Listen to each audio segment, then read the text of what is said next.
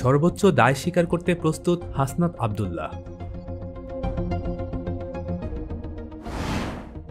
দুর্নীতির অভিযোগ প্রমাণিত হলে সর্বোচ্চ দায় স্বীকার করতে প্রস্তুত বলে জানিয়েছেন বৈষম্য বিরোধী ছাত্র আন্দোলনের আহ্বায়ক হাসনাত আব্দুল্লাহ।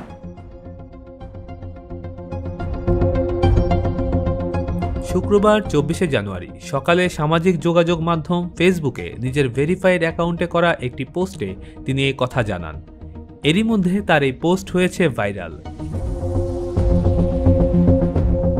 পোস্টটিতে রিয়েক্ট পড়েছে 24,000-এর বেশি, কমেন্টস পড়েছে প্রায় 2,000 আর শেয়ার হয়েছে 251 বার।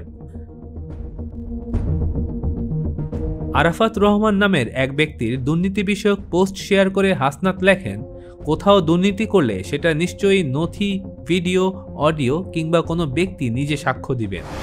তিনি আরও লেখেন, আমার অনুরোধ থাকবে যারা দুর্নীতির অভিযোগ আনছেন আপনারা অভিযোগের সাথে সাথে প্রমাণ উপস্থাপন করেন।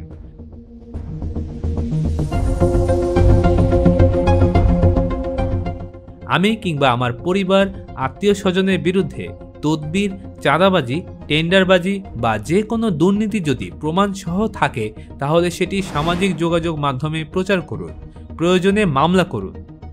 শেষে তিনি বলেন, অভিযোগ প্রমাণিত হলে সেটা যদি 1 টাকার দুর্নীতিও হয় আমি সর্বোচ্চ দায় স্বীকার করতে প্রস্তুত।